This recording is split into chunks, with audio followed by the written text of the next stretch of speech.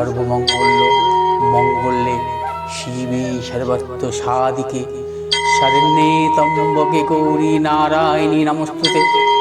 ওম শরণাগত দীনার্ত পরিত্রাণ পরায়ণে সর্বস্বার্থী হরে দেবী নারায়ণী নমস্তুতে।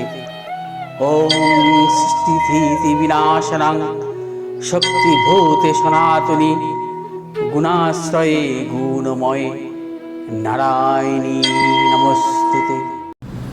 নমস্কার দর্শকবৃন্দ, আমি পণ্ডিত ভেগুশ্রী জাতক বলছি। আজ আমি আলোচনা করব জ্যোতিষশাস্ত্রের একটি বিষয় নিয়ে। সেটি হচ্ছে যে বিবাহ কেন বিলম্বে হয়। বিলম্বে বিবাহে যোগ অধিকাংশ ক্ষেত্রেই দেখা যায় বর্তমানকালে জাতক জাতিকাদের মধ্যে নানা কারণে বিবাহ অনেক বিলম্বে ঘটে এবং সেটা তাদের জন্মছকের গ্রহগত কারণও হতে পারে, তাদের ইচ্ছাতেও হতে পারে। অর্থাৎ কী ধরনের গ্রহগত ত্রুটি থাকলে তাদের এই ধরনের বিবাহের ক্ষেত্রে অনীহা জন্মায় বা বিলম্বে বিবাহ হয়। তার পূর্বে আমি আপনাদেরকে বলবো যে আপনারা আমার অ্যাস্ট্রোচক্র ভেগুশ্রী জাতক এই চ্যানেলটিকে সাবস্ক্রাইব করুন, পাশে থাকা বেল আইকনটি টিপে, এবং পরবর্তী ভিডিওগুলোর সমস্ত নোটিফিকেশান আপনারা পাবেন। এর পাশাপাশি আপনারা শেয়ার করবেন, কমেন্ট করবেন এবং লাইক দেবেন। আমাদের চেম্বারে প্রতিনিয়ত অনেক অভিভাবক আসেন তার সন্তানের বিবাহ সমস্যা নিয়ে। অর্থাৎ বিবাহ সমস্যা তো অনেক রকম হয়। বিবাহে ডিভোর্স বা দাম্পত্য জীবনে নানা রকম স্বামী স্ত্রীর মধ্যে মতবিরোধ, অথবা তাদের দাম্পত্য জীবনে তৃতীয় ব্যক্তির প্রবেশের কারণে নানা রকম জটিলতা, মামলা মোকদ্দমা, আইন গঠিত নানা রকম সমস্যা। অর্থাৎ তাদের বিবাহ হচ্ছে না। মূলত কারণ কি? অর্থাৎ কারণ কিছুই নয়, তারা প্রত্যেকেই প্রতিষ্ঠিত, পাত্রপাত্রী উভয়ই প্রতিষ্ঠিত, ভালো চাকরি বাকরি করছেন, ভালো স্বাস্থ্যবান, তা সত্ত্বেও কিন্তু তাদের জীবনের বিবাহের ক্ষেত্রে নানা রকম সমস্যা, জটিলতা। আমার কাছে এসছেন এরকম জন্মছক প্রচুর আছে। ভালো চাকরি করে, সরকারি চাকরি করে, এবং মেয়েটির বয়স কম করে 43-44 বছর বয়স, তাও তার বিবাহ হচ্ছে না। সে মেয়েটি সুন্দরী, তা সত্ত্বেও তার বিবাহ হচ্ছে না। কেন? এর মূল কারণ হচ্ছে আমাদের জ্যোতিষশাস্ত্রে বলে যে তাদের সপ্তম ভাবের কিছু ত্রুটি বিচ্যুতির কারণে। অর্থাৎ সপ্তম ভাবপতি কারক গ্রহ যদি নিচস্থ হয় জাতক জাতিকার, সপ্তম ভাবপতি কারক গ্রহ যদি দুস্থানগত হয়, বা সপ্তম ভাবপতি কারক গ্রহ যদি একাধিক পাপগ্রহ যুক্ত হয়, সপ্তম পাপপতি কারক গ্রহ যদি অশুভ নক্ষত্রে অবস্থান করে, অশুভ গ্রহ দ্বারা, সপ্তম ভাবপতি কারক গ্রহ যদি শত্রু গৃহে অবস্থান করে, সপ্তম ভাবপতি কারক গ্রহ যদি নিচস্থ এবং দুস্থানগত পাপগ্রহ মধ্যগত হয়, তাহলে কিন্তু তাদের বিবাহ বিলম্বে হয়, বিবাহে নানা রকম সমস্যা আসে। এছাড়াও দেখা যায় যে সপ্তম ভাবে অশুভ গ্রহের অবস্থান, বিশেষ করে আমরা জানি যে শনি এবং বৃহস্পতি এরা হচ্ছে বৃদ্ধ কারক গ্রহ, এবং শনি বৃহস্পতি যদি কখনো জাতক জাতিকার সপ্তম ভাবে অবস্থান করে, তাদের বিবাহ বিলম্ব হতে পারে। যদি বৃহস্পতির ক্ষেত্রে দেখা যায়,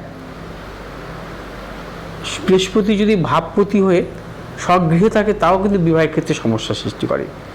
বিশেষ করে সমস্ত শুভ গ্রহের ক্ষেত্রে আমরা লক্ষ্য করে থাকি এই ব্যাপারটা। ধরুন কারোর বৃশ্চিক লগ্ন, সপ্তমপতি কারক গ্রহ হচ্ছে শুক্র, বৃষ রাশির অধিপতি, অবস্থান করছে শুক্র বৃষ রাশিতে, সেক্ষেত্রেও কিন্তু তার বিবাহ বিলম্ব হতে পারে। অর্থাৎ চন্দ্র, শুক্র, বৃহস্পতি, বুধ এই 4টি গ্রহ যদি সপ্তমভাবে নিজের ভাবে অবস্থান করে তাহলেও কিন্তু বিবাহ তার বিলম্বে ঘটাতে পারে, বা তাদের যদি কোনো কারণে সঠিক সময়ে বিবাহ হয়, বিবাহিত জীবনেও কিন্তু নানা রকমের গোলযোগেরও সৃষ্টি হতে পারে। অতএব শুভ গ্রহ ভাবপতি হয়েও ভাবে অবস্থান করা শুভ নয়। আবার অশুভ গ্রহ যদি সপ্তম ভাবস্থ হয় বা সপ্তম ভাবে অবস্থান থাকে, সেই ক্ষেত্রেও বিবাহের সমস্যা আসতে পারে, আবার বিবাহ অনেক দেরিতে হতে পারে। অধিকাংশ ক্ষেত্রে দেখা যায় যে সপ্তমভাবে শনির অবস্থান, শনি নিচস্থ আছে, শনি তুঙ্গি আছে, শনি অশুভ নক্ষত্রে সপ্তমভাবে অবস্থান করছে, সেই ক্ষেত্রেও বিবাহের ক্ষেত্রে অনেক জটিলতা আসে বা বিলম্বের বিবাহের যোগ আসে। অনেক ক্ষেত্রে দেখা যায় সপ্তমভাবে রাহুর অবস্থান আছে, সপ্তমভাবে রাহু অবস্থান করছে নিচস্থ অবস্থায় অথবা অশুভ নক্ষত্রে অবস্থান করছে, সেই ক্ষেত্রে বিবাহ বিলম্ব ঘটায়।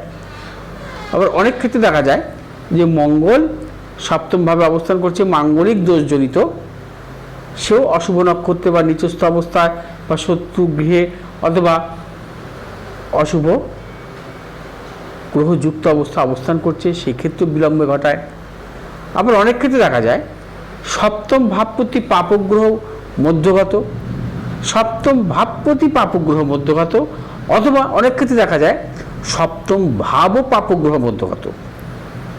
একে আমরা বলি যে সপ্তম ভাব পাপ কর্তারই দোষে যুক্ত।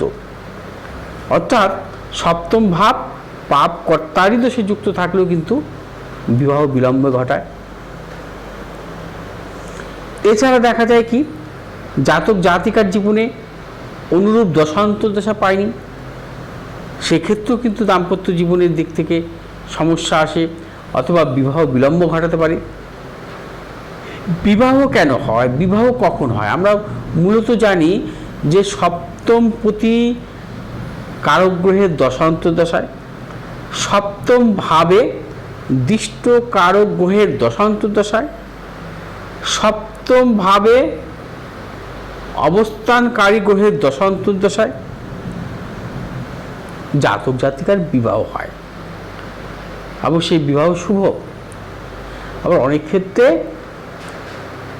চন্দ্রের মহাদশায়, শুক্রের মহাদশায়, গোচরে বৃহস্পতি শুভ অবস্থা থাকলে তবেও কিন্তু জাতক জাতিকার বিবাহ হয়। অর্থাৎ গোচরে বৃহস্পতি সপ্তম ভাবস্থ বা নবম ভাবস্থ থাকলেও জাতক জাতিকার বিবাহ হয়।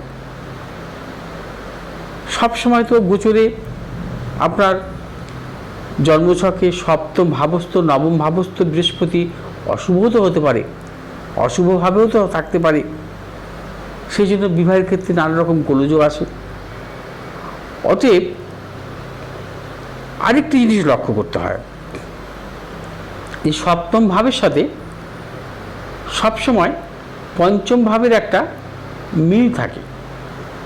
অর্থাৎ দেখা যায় কোনো জাতক জাতিকার জীবনে বিবাহই হলো না, তাদের কিন্তু পঞ্চম ভাব অর্থাৎ সন্তান ভাব কিন্তু দুর্বল হয়।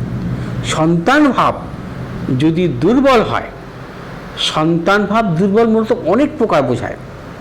সন্তান না হওয়া, সন্তান তার লেটে হওয়া, সন্তানের ক্ষেত্রে তাদের জীবনে সুখ না আসা, অনেক রকম কারণ দেখা যায় যে পঞ্চম ভাব থেকে যখন আমরা বিচার করি সন্তান ভাব, সেক্ষেত্রে ওই জাতক জাতিকা পঞ্চম ভাব অর্থাৎ সন্তান ভাব কী অবস্থায় আছে, সন্তান ভাব দুর্বল, সপ্তম ভাব দুর্বল, অতএব তার তো বিবাহে বাধা বিড়ম্বনা আসতে বাধ্য, অর্থাৎ বিবাহ এক্ষেত্রে অনেক বিলম্বে ঘটায়।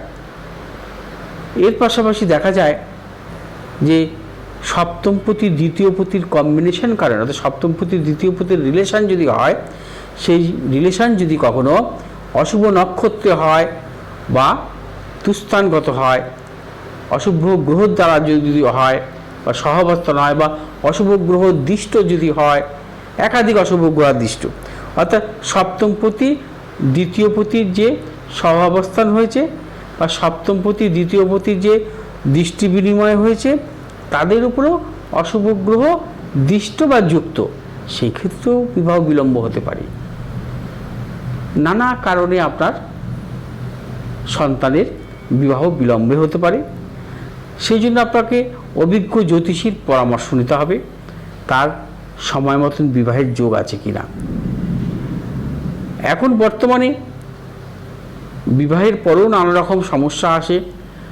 আমরা দেখেছি যে একটি জাতক জাতিকার মধ্যে অর্থাৎ পাত্র পাত্রীর মধ্যে বহুদিনের প্রমোজ সম্পর্ক, বহুদিনের এদের সম্পর্ক থাকা সত্ত্বেও এদের বিবাহের পর নানা রকম জটিলতা আসে। অর্থাৎ তাদের প্রেমজ সম্পর্ক 5 বছর, বিবাহের 5 মাসও তাদের কাটে না, তাদের কিন্তু ডিভোর্স হয়ে যাচ্ছে। অর্থাৎ এই যে বিবাহ নামক কথার অর্থ, বিবাহ হচ্ছে বন্ধন। এই বন্ধন কিন্তু তারা বন্ধনে আবদ্ধ হয়েও তারা এই বন্ধন অর্থাৎ একে অপরকে যে বয়ে নিয়ে যাওয়া অর্থাৎ বহন করার ক্ষমতা তাদের কিন্তু থাকে না, তারা কিন্তু সেই বহন ক্ষমতা হারিয়ে ফেলে। অর্থাৎ তারা সম্পূর্ণভাবে বন্ধনে আবদ্ধ হতে পারছে না। এই যে সমস্যা, এই ধরনের সমস্যার জন্য সম্পূর্ণভাবে নির্ভর করে, অর্থাৎ সম্পূর্ণটাই কিন্তু সমস্যার সৃষ্টি করে তার সপ্তম ভাবের ত্রুটির জন্য। অতএব দর্শকবৃন্দ, ভয়ের কিছু নেই। সবসময় আপনার জন্মছকটিকে বিচার করিয়ে নেবেন অভিজ্ঞ জ্যোতিষীর দ্বারা। যদিও কোনো সমস্যা ত্রুটি থাকে, তার প্রতিকার প্রতিবিধানও আছে, প্রতিকার প্রতিবিধান করিয়ে নেবেন। সে প্রতিকার প্রতিবিধান আপনি আধ্যাত্মিক মতে বা ব্যবহারিক প্রণালীতেও আপনি কিন্তু প্রতিকার প্রতিবিধান করতে পারেন। সেই প্রতিকার প্রতিবিধানের মাধ্যমে আপনি আপনার জীবনটাকে সাজিয়ে নিতে পারেন। অতএব সেই ক্ষেত্রে আপনাদের ভয় পাওয়ার কিছু নেই, বা আপনারা যদি কোনো সঠিক অভিজ্ঞ জ্যোতিষীর পরামর্শ নিতে পারেন, আপনারা কিন্তু আবার এগিয়ে যেতে পারবেন। যাই হোক, আপনারা ভালো থাকুন, সুস্থ থাকুন। আমার এই ভিডিওটি আমি এখানেই শেষ করলাম। আজকের পরবর্তী ভিডিও নিয়ে আবার ফিরে আসব। নমস্কার।